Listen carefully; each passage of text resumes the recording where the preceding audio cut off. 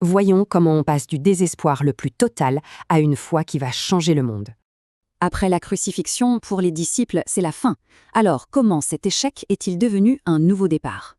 C'est ce que se disent 2 disciples en quittant Jérusalem. Pour eux, tout espoir est mort. Ils attendaient un roi, un libérateur, et à la place, ils ont eu un échec total, une catastrophe. En fait, c'est toute leur vision du monde qui s'effondre. Il leur fallait une nouvelle grille de lecture. Alors, pour trouver des réponses, ils se replongent dans les Écritures. C'est là que tout bascule. Prenez Pierre, par exemple. Quelques semaines après, il se lève et propose une explication radicalement nouvelle. Son affirmation est énorme. Dieu a ressuscité Jésus. Mais la question c'est comment le prouver? Pour ça, il va citer un psaume très connu, un psaume du roi David, que tout le monde connaît.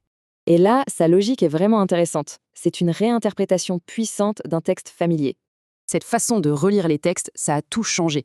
Ça va bien au-delà de juste expliquer la résurrection. Par exemple, la crainte de Dieu. Ça ne veut plus dire avoir peur d'un juge tout-puissant. Ça devient plutôt le respect et la confiance d'un enfant envers un père qui l'aime. Pareil pour l'idée d'être racheté par le sang.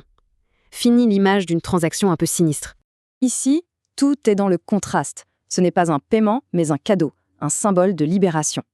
Et toute cette démarche, on la retrouve parfaitement dans une histoire, celle des disciples d'Emmaüs. On retrouve nos 2 disciples du début, qui s'éloignent de Jérusalem, le cœur complètement brisé.